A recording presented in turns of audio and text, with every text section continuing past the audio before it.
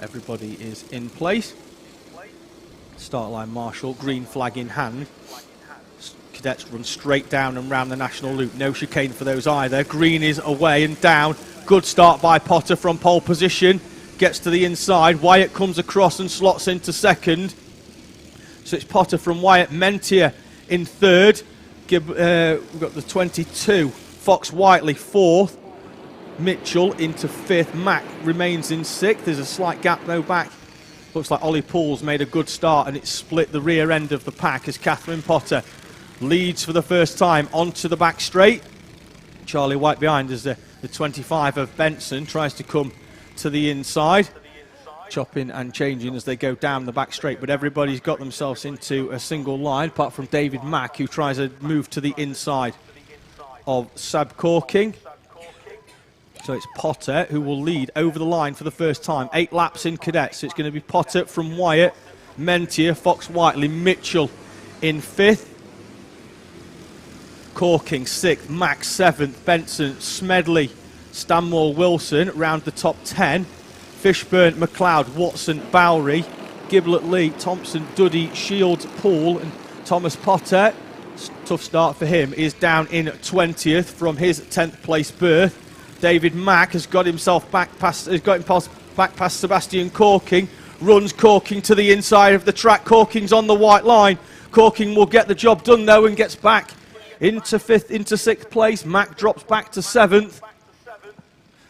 Aggressive defending there by the 16 of Mack. Corking though got the cart to the inside and Mack gave him just enough room to remain on circuit.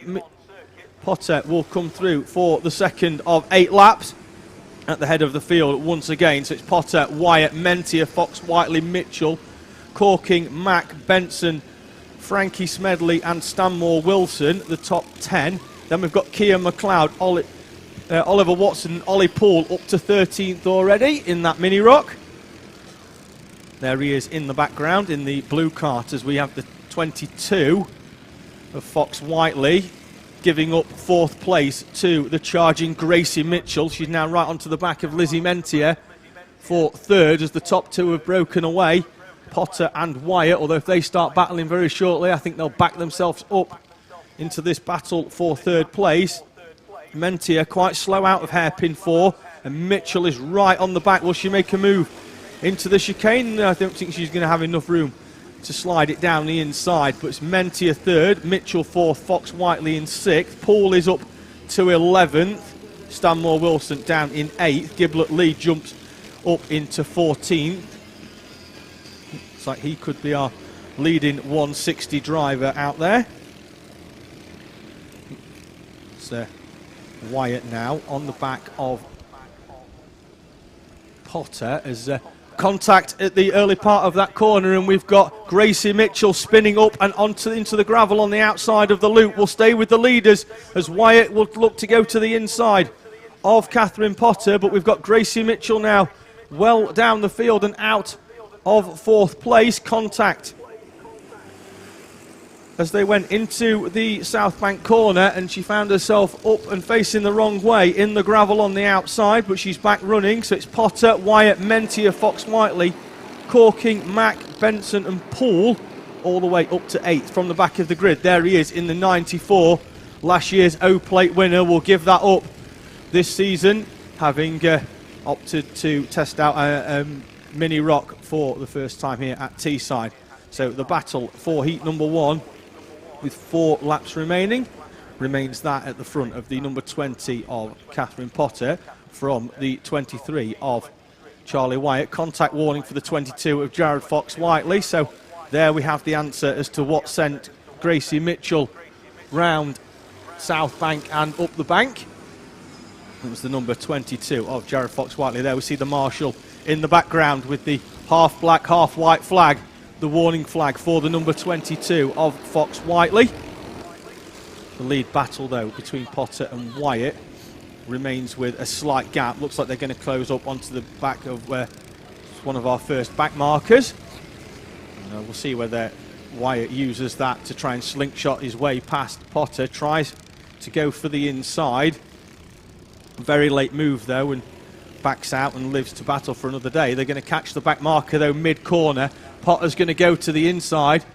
Look, gets balked slightly, and Charlie Wyatt's now going to see if he can get right onto the back of Gracie Mitchell. Looks like we've got Ollie Poole, though, running all the way up in third in that number 94, using the additional power, goes round the outside of the chicane. So both of our leaders negotiate the back marker without any problem. Some of them are going to go right round the outside of the number 48.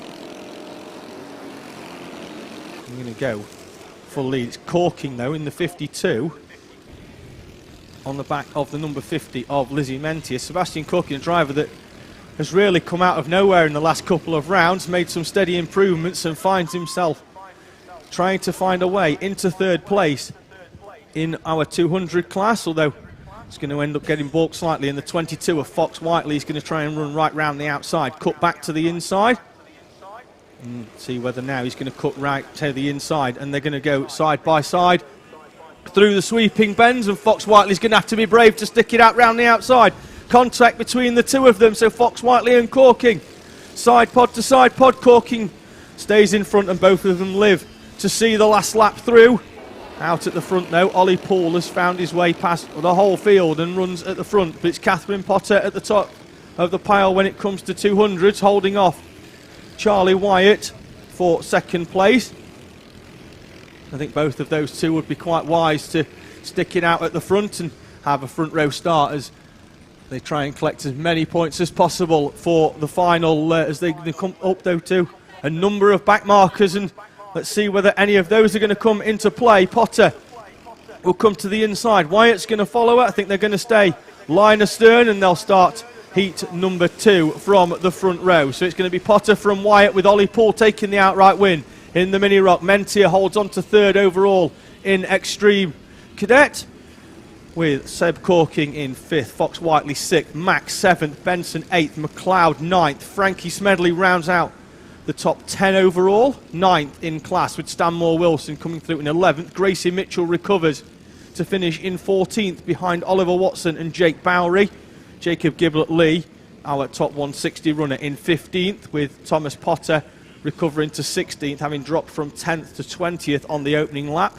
And with Connor Duddy, Finlay Fishburn, Jack Thompson, Addison Smith rounding out the 20 of 29 drivers in now a very busy cadet grid. Some of them still coming over the line at the end of the session, but in the background we've got outright winner Ollie Poole and Catherine Potter coming through. Our cadet extreme winner brings an end to our cadet session. 2 more classes, which will be senior pro car and senior Rotax, to end